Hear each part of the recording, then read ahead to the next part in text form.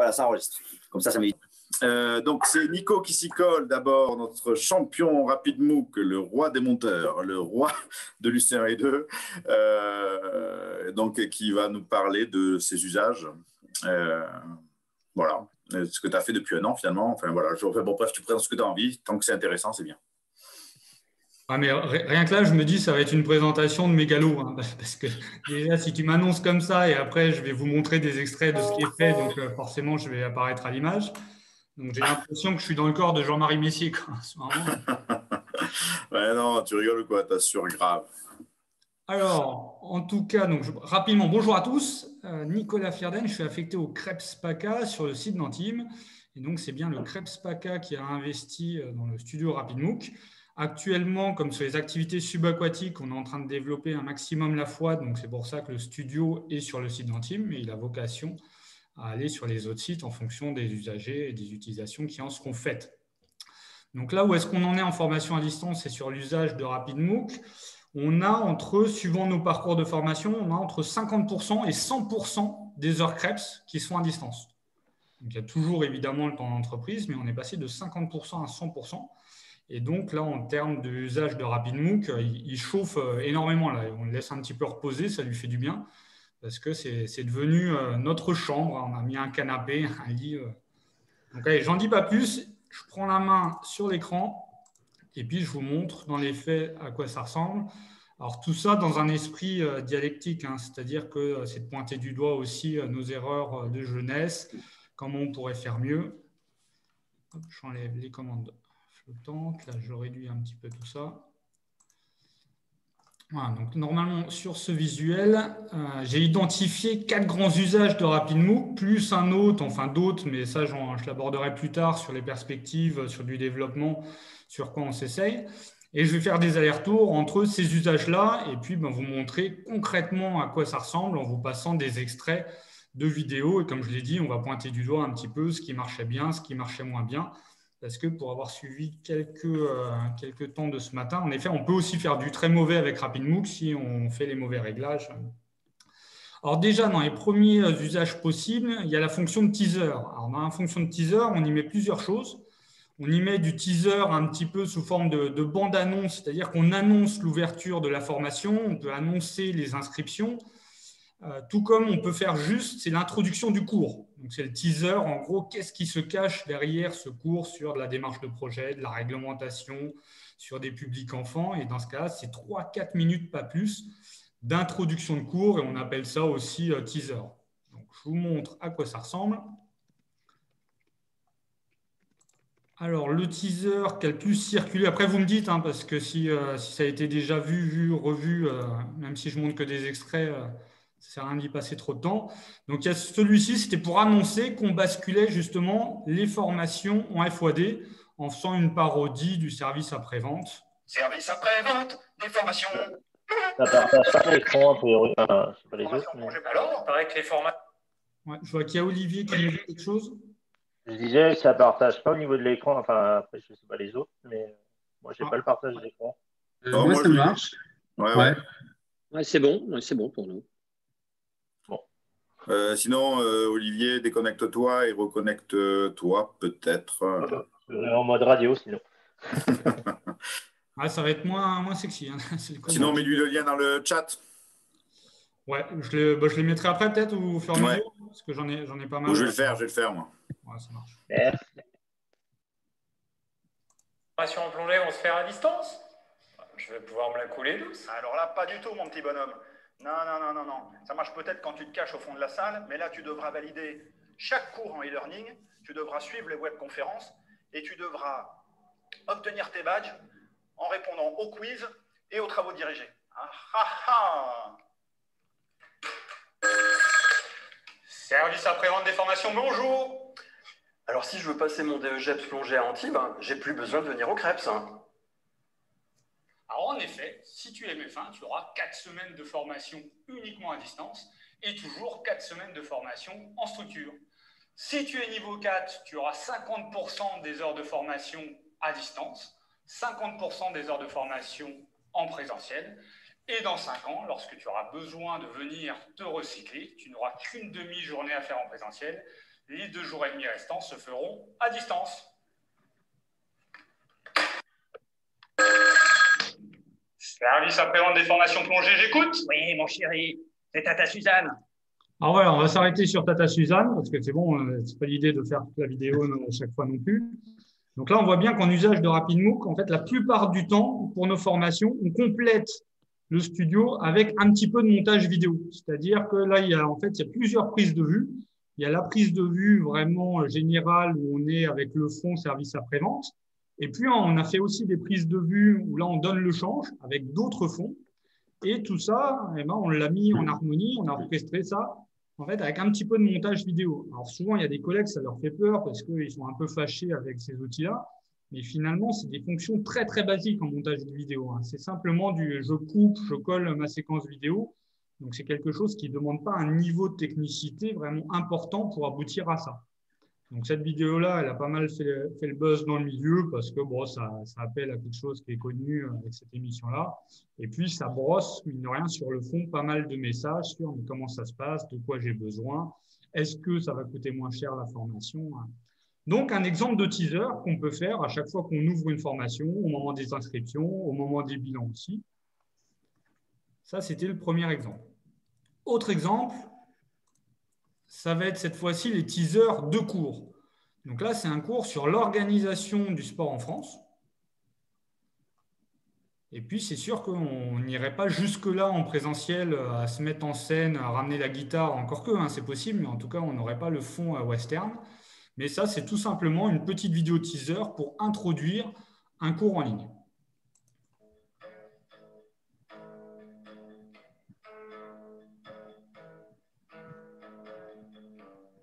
On croyait savoir tout sur le sport depuis toujours. État, fédé, région, agence, c'est tout un parcours.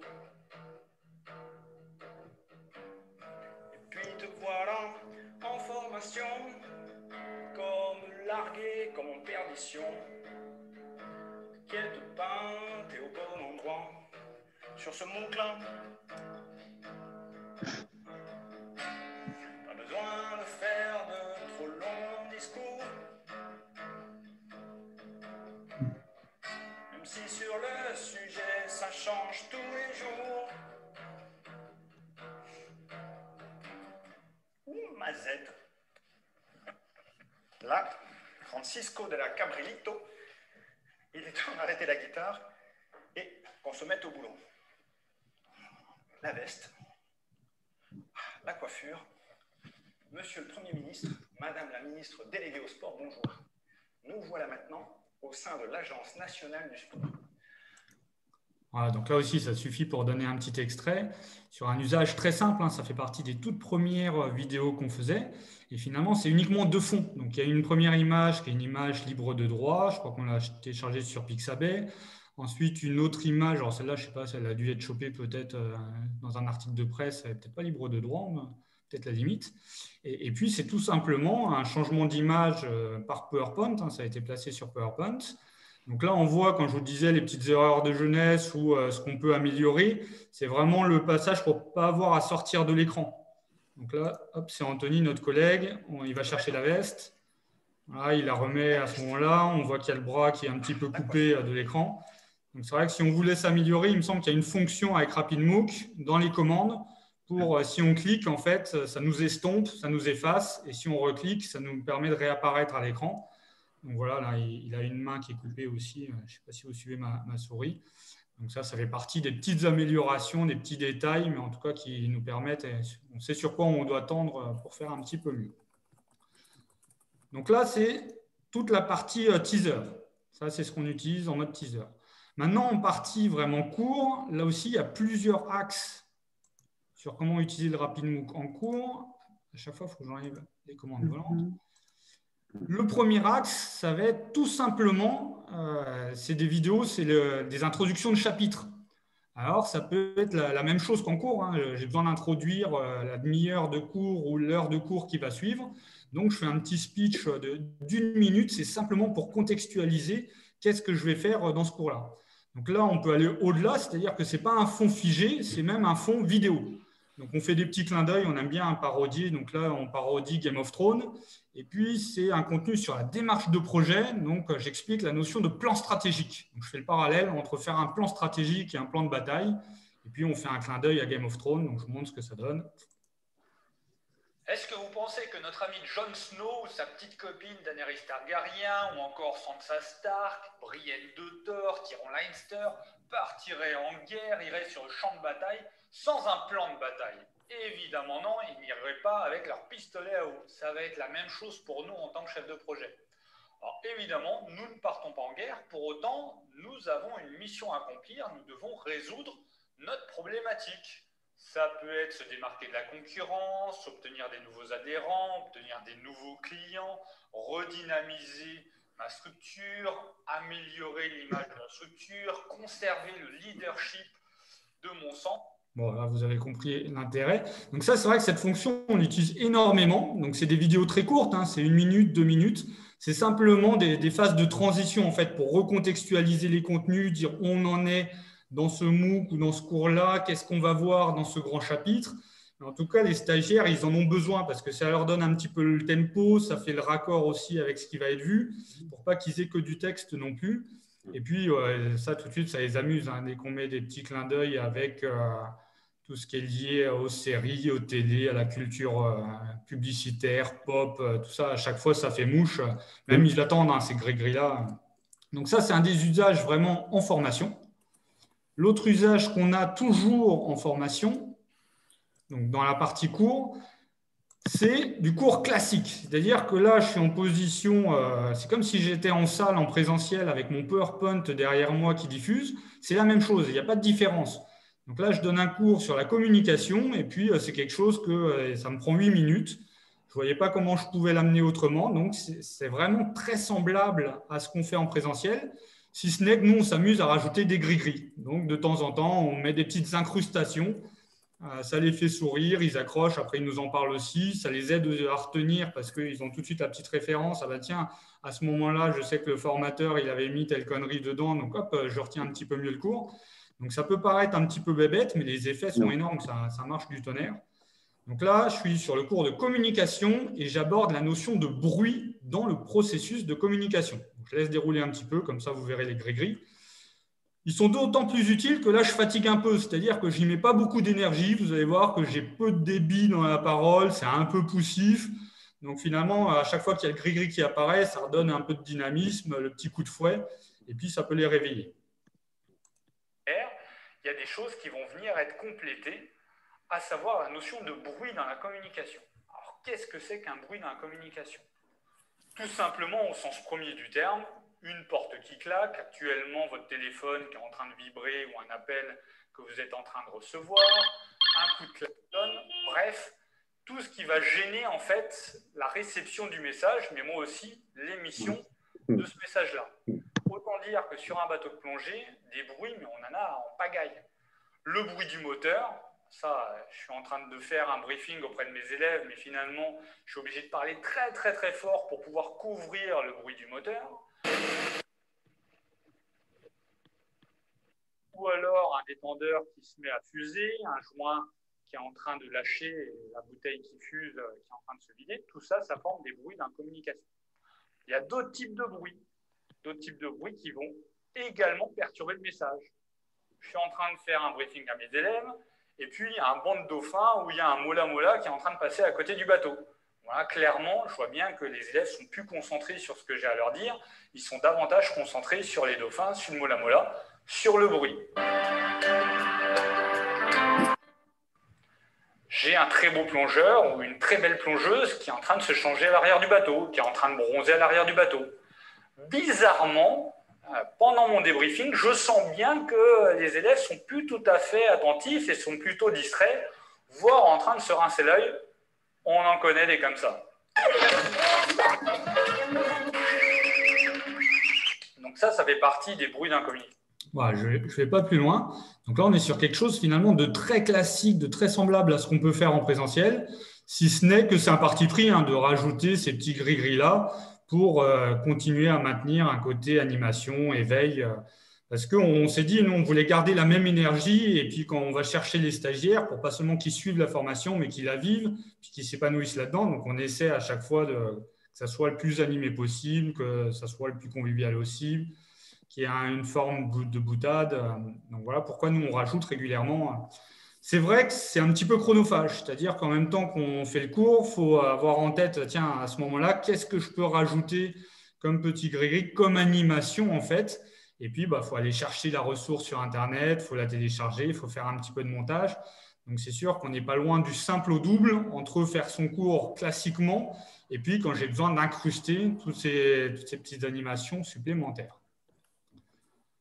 Donc là, je crois que j'ai fait le tour sur vraiment ce que j'avais. Alors, voilà, bon, là, ça risque de faire beaucoup, puis je vais dépasser le créneau, donc je vais aller un petit peu avancer pour vous parler de la fonction tutoriel. C'est-à-dire que là, ils sont à distance, donc on va utiliser le studio pour faire des tutoriels. Alors, pas mal de cas de figure, hein. C'est comment on va utiliser le forum, comment on fait en sorte de charger un document ou d'envoyer un document, ou tout simplement comment il marche le contenu, comment on navigue sur la plateforme. Alors là, un exemple, donc il n'y a pas de gris-gris là-dedans, hein. C'est beaucoup plus basique, si ce n'est qu'on va modifier la vue de l'orateur.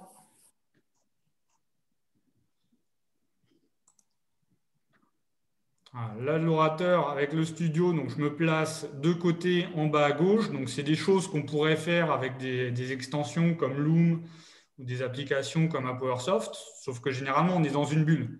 Alors que là, on est clairement à l'image. Et puis, bon, on fait le tutoriel, on explique comment naviguer sur la plateforme. Là, je donne des explications sur la notion de badge. Donc, comment obtenir des badges, comment valider le cours. À l'ensemble des badges que vous allez devoir obtenir pour justifier de votre présence. Ils ne sont pas classés par ordre chronologique de la formation, ils sont classés par ordre alphabétique. Donc, par exemple, pour justifier que vous avez bien suivi le cours d'anglais, vous aurez 2 badges à obtenir. Pour justifier que vous avez bien suivi le cours sur l'association en 1901, vous aurez un badge à obtenir. Et ainsi de suite. Alors, on va un petit peu plus loin, on voit qu'en dessous de ces badges, il y a une deadline. C'est-à-dire que vous avez jusqu'à telle date pour... Voilà, je coupe le son, comme ça je peux parler par-dessus. Donc là, c'est tout simplement, on place l'orateur dans un coin pour avoir bien tout l'écran pour que le stagiaire puisse suivre le tutoriel. Et puis après, on a la souris dans la main et tout simplement, on navigue sur la plateforme pour leur expliquer comment ça fonctionne, comment ça marche. Donc l'intérêt, c'est qu'ils peuvent mettre pause, ils peuvent revenir en arrière. Et puis nous, c'est confortable, hein, parce qu'en présentiel, il y a souvent une déperdition. Ils viennent nous demander, je ne me souviens plus comment on fait. Voilà, on a quasiment plus ces questions-là parce que, mon kiki, tu sais que tu as le tutoriel, il est en ligne. On peut même demander à telle minute tu auras la réponse à ta question. Et puis, c'est comme ça qu'on va dérouler le format tutoriel. Allez, un dernier format qu'on utilise en formation, c'est le format interview. Alors, le format interview, il est intéressant parce que là aussi, c'est plutôt une plus-value dans le sens où, quand on veut des retours d'expérience des professionnels du milieu, généralement, on a celui de l'intervenant principal et puis ça ne va pas plus loin. Alors que là, avec l'aide du studio, on va multiplier les interviews professionnelles et pouvoir donner plusieurs sons de cloche. Donc, ça va offrir une richesse qu'on ne peut pas faire en présentiel parce qu'on est limité. Faire venir des intervenants extérieurs pour uniquement 10-15 minutes, ça n'a pas vraiment de sens. Alors que là, on peut donner 3 interviews de 10 minutes et puis ça va enrichir le contenu qu'il ne pourrait pas avoir en temps normal. Alors, je donne un exemple parce que là aussi, il faut qu'on progresse sur la partie interview. Jouer à de la hausse, en fait, c'est un métier. Hein. Donc là, c'est sur la cohabitation sur un bateau de plongée entre des apnéistes et des plongeurs bouteilles. Alors Jérôme, tu proposes aussi bien de l'apnée que la plongée bouteille. Moi, je voudrais que tu m'expliques comment ça se passe, la cohabitation entre ces deux publics. Est-ce qu'il faut faire des sorties séparées? Est-ce que tu peux mettre tout ce petit monde-là sur le même bateau? Comment tu t'y prends? Alors effectivement, l'idéal, c'est quand même de séparer ces publics, ces activités. Pourquoi? En premier lieu, vis-à-vis du choix du site de l'activité. On s'aperçoit assez vite que les apnéistes, même si on est sur des initiations, on a besoin d'un minimum de fonds. 10 voire 15 mètres. Donc des mouillages sur site où on a des bouées qui sont destinées à cela, on n'a pas toujours cette profondeur-là. On doit prendre en compte l'évitement des bateaux aussi, pour peu que le vent diffère un petit peu de direction. Vaut mieux prendre de la marge. Donc voilà, le choix du site est très important. Imaginez, on a un groupe d'apnéistes qui n'est pas homogène avec des gens à 40 mètres et d'autres à 10. Minimum 40 mètres de profondeur. Ok, je ne vais pas plus loin, je coupe le son, on laisse juste dérouler. Alors là, sur un petit peu l'autocritique ou là-dessus, on voit qu'on a progressé, c'est que finalement, on se rend compte qu'il n'y a pas toujours de plus-value à ce qu'on soit deux pendant l'interview à l'écran. Souvent, on ne sait pas quoi faire. Là, moi, je me sens comme un ours devant un pot de miel. Là, je ne sais pas quoi faire de mes bras, je suis un peu de côté, j'acquiesce. Tout comme on se rend compte que quand la personne finit sa réponse, on est souvent à dire « Ok, très bien, merci ». Mais ça non plus, ça n'a pas de sens. On n'entend pas les journalistes, à chaque fois qu'ils interviewent un homme politique ou n'importe qui, à dire merci, ok, très bien, ils enchaînent par une autre question. Donc là, on sent qu'il faut améliorer. Pareil, on croise les bras, donc on voit que sur la posture, c'est un petit peu refermé, on ne sait pas trop comment se placer, ça gigote un petit peu. En tout cas, sur le fond, si on se concentre sur le fond, c'est quelque chose d'intéressant. En termes de deal aussi, là, l'intervenant dans le deal, on ne le rémunère pas. Par contre, il y a une vidéo de 10 minutes qui va être vue par plus d'une centaine de stagiaires. Il y a son logo qui apparaît, il parle de sa structure. En échange, il fait un retour d'expérience. Donc, c'est plutôt un format intéressant. Là, je vois aussi ça grésille un petit peu derrière nous, ce qui montre qu'on n'est pas bien écarté de l'écran. Donc, voilà sur les différents usages du RapidMOOC en formation. Je vois que j'ai pris beaucoup de temps. Alors, je vais juste vous dire maintenant les perspectives et vraiment ce qu'on a à la marge dans ces usages-là. L'année dernière, en toute fin de formation, on a proposé à quelques stagiaires de faire un CV digital, d'utiliser le RapidMOOC pour faire leur propre CV. Donc, il y en a quelques-uns qui se sont prêtés au jeu. C'était vraiment un premier jet, donc on n'a pas encore pu développer ça outre mesure. Tout comme là, on va faire certains cours, on va essayer d'utiliser la fonction réalité augmentée. Donc là, j'en parlais, je faisais la blague ce matin sur de la biologie marine.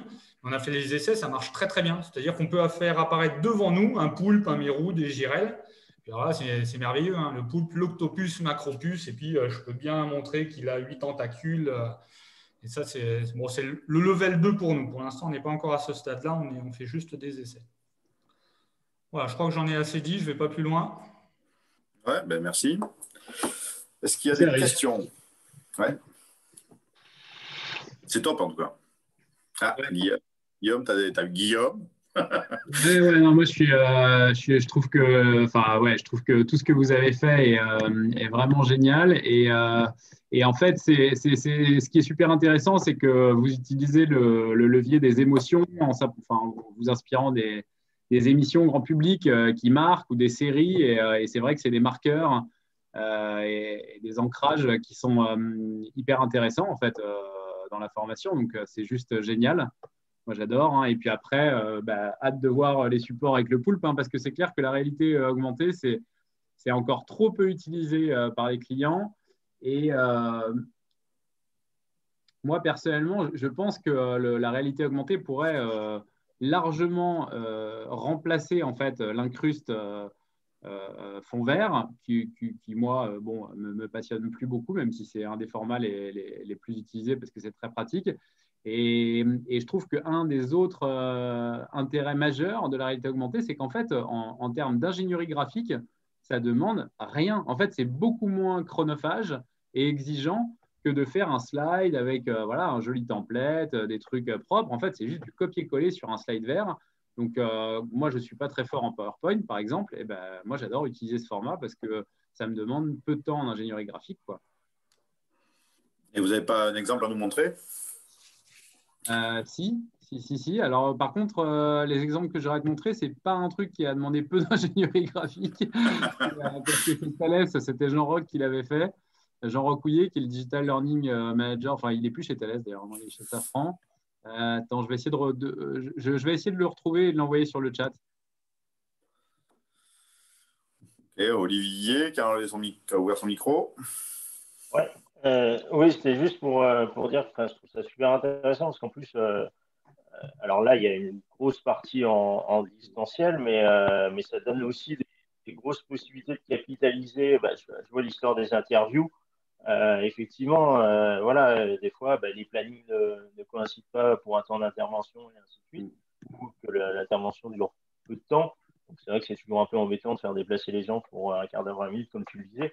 Et c'est vrai que voilà, ça donne aussi des perspectives, même sur un temps en présentiel avec les stagiaires, et hop, on peut mettre surtout sur des petites vidéos comme ça, de quelques minutes. Donc, ça ouvre des perspectives autres que la partie vraiment digitale à distance, quoi. Ouais, complètement. Et il y a même en interne, là, il y a des collègues qui utilisent des petites vidéos capsules. Moi, par exemple, le cours de communication, ça dure 8 minutes. Ils leur disent, mais nous, c'est un bol d'air en présentiel parce que finalement, on sent que ça décroche. Ils ont un petit peu de mal à suivre là, sur 7 heures de cours quand on est dans la salle. Et puis quand on dit, bon, là, on vous présente une vidéo, tout de suite, ça y est, c'est cet effet un peu hypnotique qu'on déteste chez les enfants, hein, d'ailleurs. Le truc on conteste un petit peu ça, mais ça marche très bien chez les adultes, ça les remobilise. Et puis, c'est la petite bouffée d'air pour tout le monde. Et pour les stagiaires qui vont avoir un nouvel intervenant pendant 10 minutes avec un peu plus d'animation, des choses qui les sortent de la salle. Et pour le formateur qui est en présentiel, qui pendant 10 minutes peut se poser un peu, peut continuer à réfléchir au reste de sa matinée ou de la journée à comment il s'organise. Donc, ça a aussi cette vertu-là, en fait. Ouais, d'autres remarques, questions? Oui, Nicolas, ce matin, on parlait en fait des salles dédiées en fait au RapidMOOC. Tu es dedans, toi? Tu peux nous montrer avec, comment vous êtes installé en fait? Là, c'est une toute petite salle. Je pense qu'on a le minimum pour que ça fonctionne, mais ça marche pas mal, hein. C'était un bureau avant. Donc, on a la rangée de spots, on a le fond vert. Là, vous êtes à contre-jour, il y a la lumière derrière. On voit qu'il y a le totem qui est ici. Et c'est peut-être la limite quand on parle de réalité augmentée pour cette salle-là, en tout cas, qui n'est peut-être pas la plus appropriée, parce que si on enlève ce fond vert, on va voir le contre-jour déjà qui va apparaître. Et puis en plus, le fond n'est pas très beau, donc ça mériterait d'avoir un panneau beaucoup plus propre. Bon, ça, c'est qu'une limite technique, hein, c'est pas grand-chose à faire si c'est remettre un panneau. En tout cas, si on veut passer là-dessus, il faudrait qu'on ait quelque chose un petit peu mieux que ce fond-là, ce mur qui n'est pas terrible. Et la salle fait quoi comme dimension, là? Je ne saurais pas vous dire. À peu près. Bon, elle est pas mal, la salle, hein. J'avais fait un petit saut de puce, hein, Nicolas, tu n'étais pas là, mais Véronique m'avait donné accès à la salle. J'avais récupéré tes vidéos. Entre 15 mètres carrés. Nicolas, une question concernant les intervenants. Vous êtes tous des intervenants propres de sport ou pour les intervenants extérieurs, vous proposez une rémunération sur les cours qui sont diffusés en FWAD pour le coup? Comment ça se passe? L'interview, pour l'instant, il n'y a pas de rémunération sur les parties interview qui sont des parties très courtes et ils voient leur intérêt, hein. Ils commencent même à être demandeurs parce qu'ils disent, moi je suis vu par des stagiaires, je suis vu par des futurs professionnels, il y a mon logo qui apparaît, les stagiaires vont peut-être demander à venir chez moi en structure. Donc ça marche pas mal. En revanche, quand on sous-traite une partie des contenus à développer à des intervenants extérieurs, là on les rémunère. Et comment vous les rémunérez alors? Comment ça se passe? Comme s'ils venaient passer la journée, enfin comme s'ils venaient faire cours. Donc nous on est à 300 € au jour sur du DE. Donc on les rémunère 300 € au jour. Et puis on est avec eux la journée dans le studio, on les fait faire les prises de vue. S'il faut, on bascule après à faire un petit peu de montage. On essaie de se répartir les tâches. Il y en a un qui le lance au studio, l'autre qui va chercher des animations sur Internet ou les fonds. On essaie de s'organiser pour optimiser la journée. Généralement, pour vraiment développer un contenu, on lui demande, on le fait venir 2 jours. Mais la rémunération, elle est reconduite d'année en année, étant donné que le cours est réutilisé? Non, c'est-à-dire qu'il y a une rémunération initiale pour concevoir le cours. Et puis après, l'année suivante, elle est divisée par 2, cette rémunération. Elle est là pour actualiser le cours et elle est là pour participer au forum, répondre aux questions. Donc, la première année, c'est comme si on était en présentiel, en coût. Et puis la deuxième année, c'est divisé par 2. Et Cyril, tu iras écouter l'intervention de Christophe de ce matin, de Christophe Battier. C'est exactement ça. C'est-à-dire l'année 1, tu passes du temps à produire le contenu. La deuxième année, du coup, tu as toute l'activité de tutorat et d'accompagnement qui prend plus de place, quoi. Ok. Donc, mais en même temps, ça amène la question et l'angoisse généralisée d'un intervenant extérieur qui est de dire, mais une fois que j'ai produit le contenu, L'année d'après, on n'a plus besoin de moi, quoi. Ça renvoie à ce type de questionnement-là et d'angoisse. Alors moi, mon élément de réponse là-dessus, moi je dis de toute façon, c'est pas parce qu'on fait de la formation à distance et même si on est capsule vidéo qu'on n'a pas besoin de formateur. Par contre, l'activité du formateur va changer et se transformer.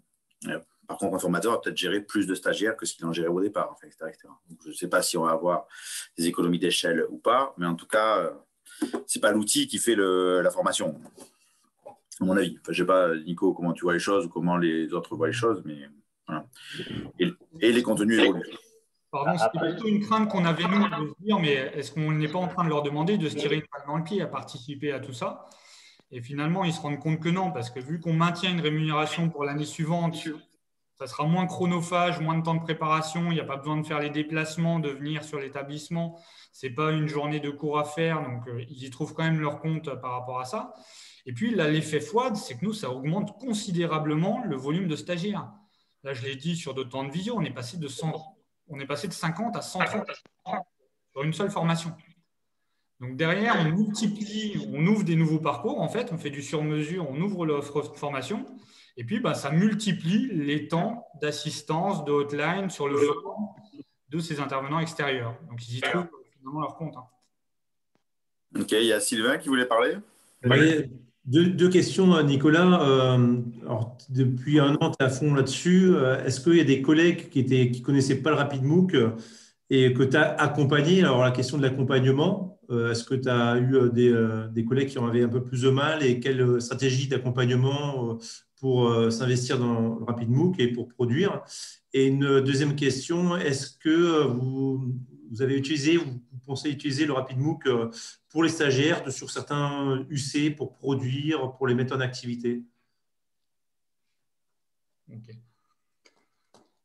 Sur l'accompagnement, pour l'instant, ça se fait de manière informelle, comme un collègue qui toque au bureau en disant bon, allez, tu pourrais me montrer le RapidMOOC. Donc là, ça se passe comme ça pour l'instant parce qu'on est au début.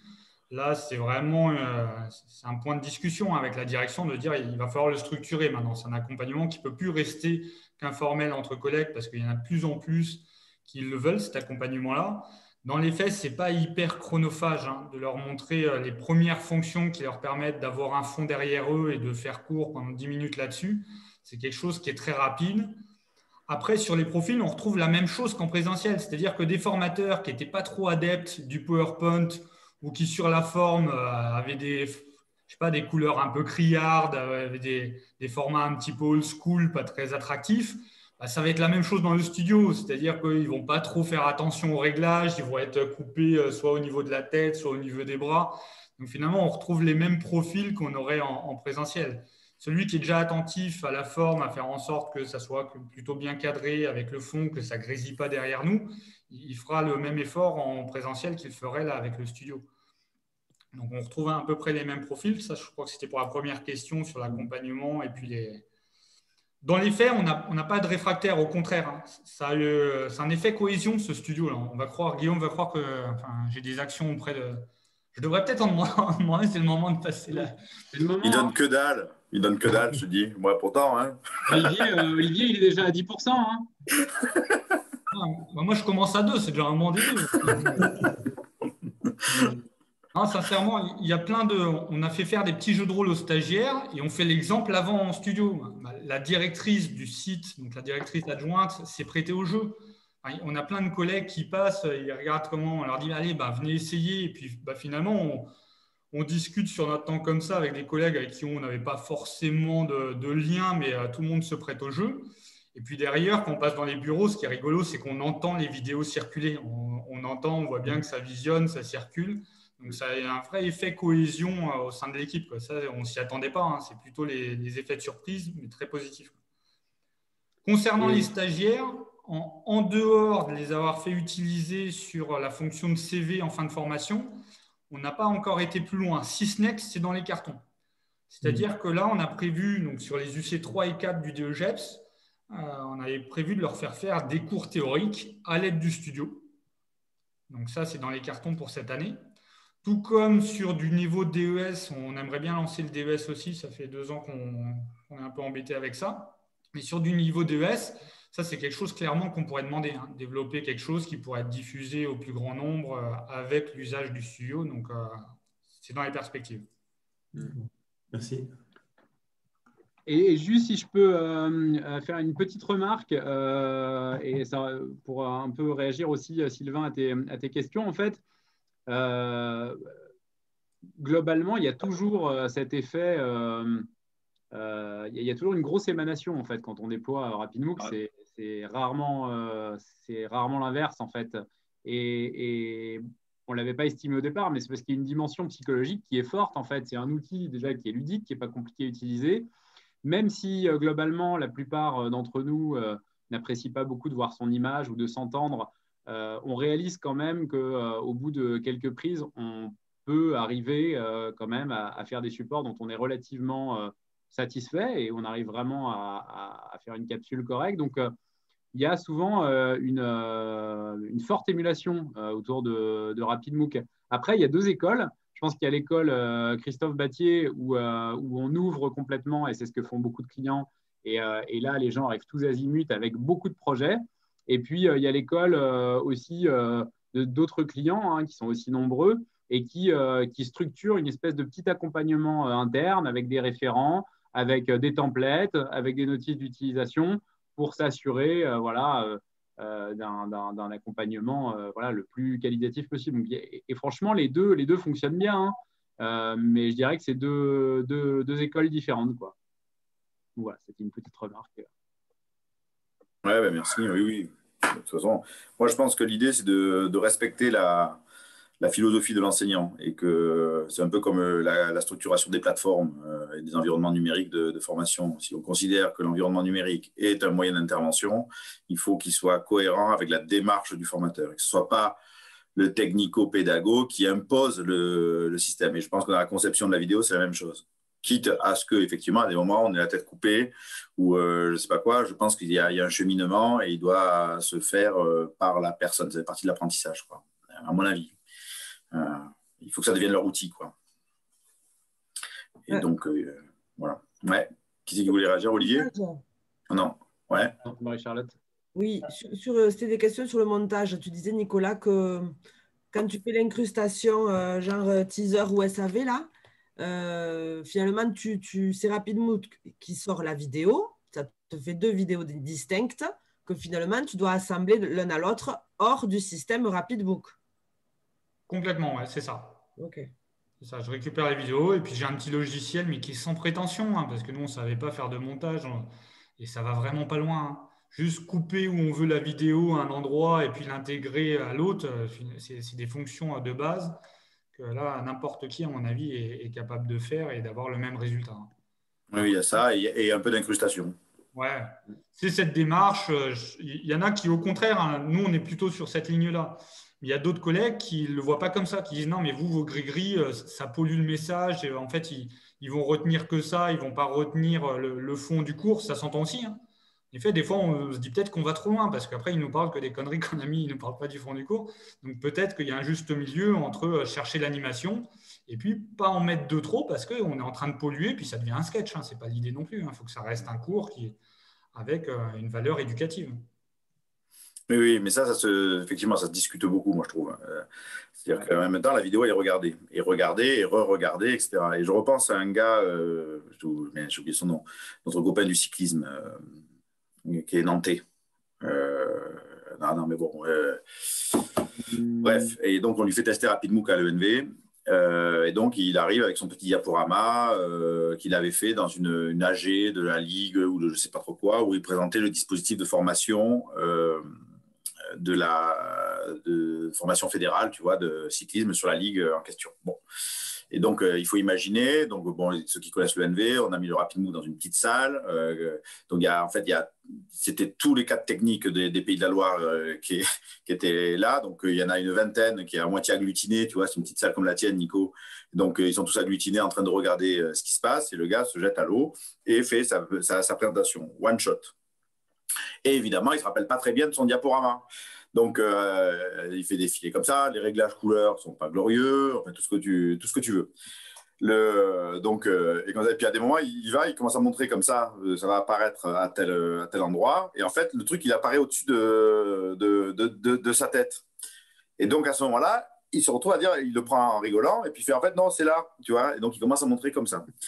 Et en fait, l'effet que ça a eu, c'est que derrière, il a récupéré son fichier vidéo. Il dit, de toute façon, pendant l'AG, globalement, les gens, vous n'écoutez pas. Le PDF qu'on avait envoyé, globalement, il est quand même pas tellement lu. Par contre, cette connerie, cette truc-là qui humanise la vidéo d'une certaine façon, elle a circulé. Il dit c'était incroyable. Tout le monde, dès que je me baladais sur un parking, tout le monde me parlait de la vidéo. Et du coup, du plan de formation, etc., etc. Donc, c'est devenu un moyen de faire passer le message.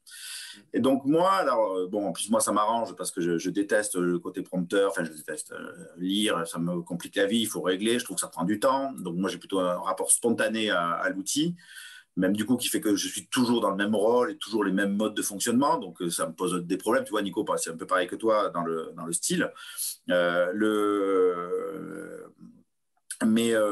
je ne sais plus ce que j'allais dire, je me suis perdu. J'ai perdu mon fil.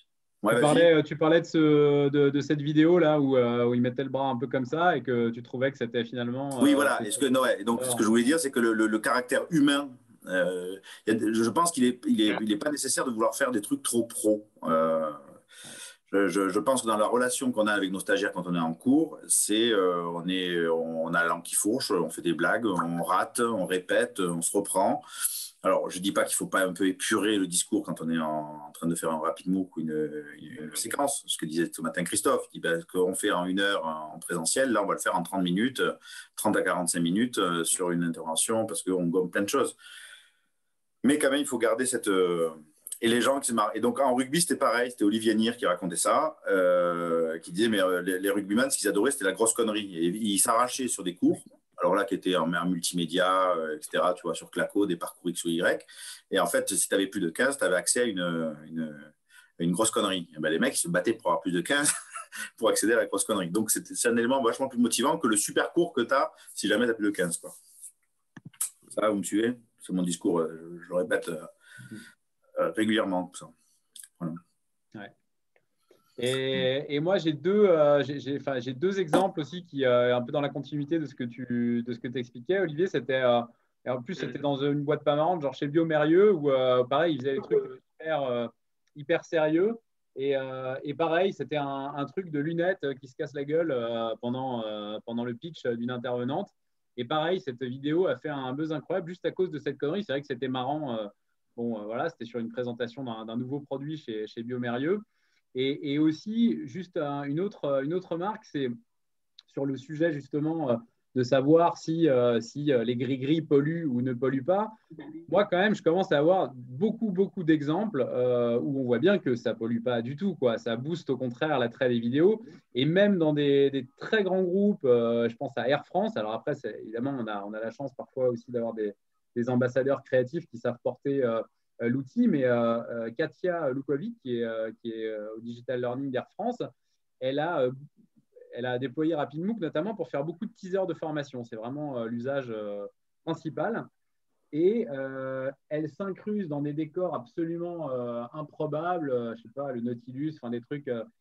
Par exemple, pour faire ces teasers de formation sur les neurosciences, qui étaient un peu en chute, elle est dans un visuel où elle a acheté une espèce de cerveau dans un magasin de farce et attrape, quoi, et où elle dissèque un cerveau et elle explique que si vous voulez vous inscrire à cette formation des neurosciences, et elle donne quand même vraiment les key points principaux de l'intervention. Et voilà, c'est un exemple foireux que je vous donne, mais il y en a plein d'autres voilà, assez riches. Et en fait, ça a été un booster d'inscription, mais vraiment incroyable, quoi. Et j'ai le support, hein, pareil, je pourrais te le retrouver, Olivier, et je te laisserai peut-être écouter. Mais elle a 2-3 vidéos qu'elle monte là-dessus qui sont ahurissantes et qui ont vraiment fait venir des dizaines de participants qui s'étaient désintéressés du site de formation en question, quoi. Donc, je pense que c'est vraiment valable, quoi. Ouais, moi aussi, ouais. Après, ce que je trouve intéressant, pour compléter ce que tu disais, Olivier, sur la place du formateur qui se dit, tiens, j'ai fait une capsule, mais après, j'ai plus rien. Je trouve que ce qui est intéressant par ce biais-là, c'est aussi, on sait toujours qu'à chaque fois, on n'a jamais assez de temps dans notre formation et un certain nombre d'heures, et ainsi de suite. Et il y a plein de choses qu'on aimerait mettre aux stagiaires en plus, du coup, peut-être qu'il y a des fois, voilà, il y a certaines séquences de nos cours, voilà, on les a fait depuis ce temps. On peut peut-être juste aborder le sujet et hop, les envoyer vers une vidéo plus longue pour aller plus loin, ou que ce soit en FOAD codifié ou simplement en contenu de compétences. Et au moins, on sait que voilà, cette partie-là, on peut l'écourter en présentiel parce qu'il y a la partie vidéo après derrière. Et l'intérêt aussi, c'est surtout dans des périodes comme en ce moment où potentiellement il y a des gens absents, des fois une semaine et ainsi de suite. Voilà, c'est aussi permettre à des stagiaires de ne pas être déconnectés complètement pendant 1 ou 2 semaines de la formation. C'est vraiment des outils intéressants, je trouve. Ah ouais. Non, mais c'est vraiment ça. Après, donc là, on n'en a pas parlé, mais c'est vrai que, alors moi, j'ai fait une slide là-dessus, mais c'est l'idée que tu produis un contenu, tu le stockes quelque part. Donc là, vous avez vu Nicolas, il le stocke sur une chaîne YouTube. Donc ça renvoie. Alors, l'histoire de la chaîne YouTube, c'est pourquoi on fait ça. Parce que nos plateformes, finalement, elles ne sont pas expertes en diffusion de contenu vidéo. Donc YouTube, par contre, ça marche bien, c'est converti dans X format, etc., etc. Et ensuite, alors, comme on ne veut pas trop que ça soit diffusé, que ça circule trop, on les met en non répertorié. Alors évidemment, les petits malins qui veulent récupérer le lien et le faire circuler, oui, ils peuvent, mais bon. Hein, et ensuite, c'est intégré, alors soit dans du présentiel, parce que tu fais ton cours en présentiel et tu t'appuies sur tes vidéos, soit dans un environnement numérique avec une base de données multimédia X ou Y qui fait du présentiel enrichi et donc des choses derrière, soit dans un parcours de formation où le stagiaire, il a des séquences avec derrière des évaluations, des badges, tout ce qu'on peut imaginer autour des différents contenus, quoi. Voilà. Donc on a une espèce de chaîne comme ça. Et aujourd'hui, notre plateforme de diffusion à nous, là, sur le NSPF, c'est évidemment plutôt Caroline Connect. Mais tu vas avoir des gens qui vont poser ça sur un WordPress, d'autres sur un Drive. Donc, après, finalement, peu importe. Voilà. C'est ça l'idée, quoi. Alors, est-ce qu'on a encore une question? Et après, on donne la parole à Maître Cyril. J'ai une question aussi, Nicolas. Ce matin, Christophe parlait de l'ouverture à des prestataires ou à des conventions. Est-ce que vous êtes dans ces stratégies, vous, en tant que CREPS, de signer des partenariats avec l'utilisation du RapidMOOC? Ça devrait être sur la table. C'est-à-dire que là, ce n'était pas encore l'objet, puisque l'idée, c'était vraiment de pouvoir mettre en place les formations à distance. Donc là, on avançait là-dessus, en mode rouleau compresseur. Et puis maintenant qu'on va pouvoir souffler, qu'on va être mûr là-dessus, évidemment, il va falloir réfléchir à comment on peut optimiser l'usage de ce studio. Mais ça, c'était dès le départ. Hein. Dès le départ, on savait qu'il y avait ces possibilités-là de l'ouvrir à d'autres usagers extérieurs. On le voit rien que dans le microcosme de la plongée. On a plein de structures conventionnées avec qui on travaille. Là, les professionnels qui viennent être interviewés, qui commencent déjà à nous brancher, à nous dire « mais moi, je voudrais bien venir faire la présentation de ma boîte. Moi, j'aimerais bien faire mes propres cours théoriques que je pourrais vendre après à mes clients. » Donc, il y a quelque chose en tout cas à développer. On n'est pas à ce stade de maturité encore. Je pense qu'il faut se projeter sur 2 ans minimum avant de voir tout ce qu'on peut faire en possibilité et puis bien caler ça. Hein. Parce que ça dit derrière voter des tarifs au conseil d'administration de l'établissement. Enfin, il y a d'autres enjeux derrière avant d'aboutir. En fait. Oui, nous, au CREPS, on va avoir ce type de stratégie aussi. Hein. Effectivement, le mettre à disposition. Alors après, quel coût voilà. Là, le tarif, alors, Guillaume, lui, il a des tarifs qui étaient un peu plus onéreux. On peut faire plein de thunes par rapport à nos habitudes de fonctionnaires. Là, si on prend l'Université de Lyon, c'était 500 € la journée, sans accompagnement, c'est-à-dire la mise à disposition du studio. 500 TTC. Voilà. Et ensuite, après, ça compose. Sur le lien par rapport à l'histoire des intervenants qui font des vidéos et le temps d'utilisation de ce contenu vidéo, là c'était Christophe qui racontait ça sur une visio, je ne sais plus trop quand, mais je crois que eux ils ont une espèce de deal, c'est-à-dire qu'en gros tu produis la vidéo, toi tu peux en tant qu'intervenant tu peux l'exploiter comme tu as envie. Si tu interviens dans d'autres formations ou autres, finalement elle t'appartient d'une certaine façon, mais elle appartient aussi à la structure de formation. Et avec certains, il y avait cette idée on se donne le droit de l'utiliser pendant 1 an. Avec cette idée, là aussi, tu vois, Cyril, de dire, on ne vous vole pas votre compétence. C'est-à-dire, dans 1 an, s'il y a une nouvelle formation, finalement, alors, soit on repart de cette vidéo-là, soit on vous la réachète d'une certaine façon, on en fait une nouvelle, enfin, etc. etc. Voilà. Il y a ce type aussi d'équilibre. Mais en fait, très rapidement, les gens ils sont contents de repartir avec une vidéo et de pouvoir l'utiliser. Ça va avec l'histoire des CV numériques, en fait, d'une certaine façon. Voilà. Et même, si je vais au bout de ma pensée, moi, je pense qu'aujourd'hui, les intervenants, il faudrait qu'ils soient capables d'avoir des environnements numériques sur lesquels ils amènent les stagiaires. C'est-à-dire qu'ils gèrent leur propre environnement numérique de formation. Comme ça, ils maîtrisent leur contenu. Et donc, nous, effectivement, on les sollicite pour faire de la formation à distance sur la base d'un outil de formation à distance qui est soit celui du CREPS ou de l'établissement, soit, pourquoi pas, un outil externe sur lequel on ramène les étudiants aux plateformes. Enfin, voilà, c'est sur cette histoire-là, d'équilibre, des choses à imaginer comme ça.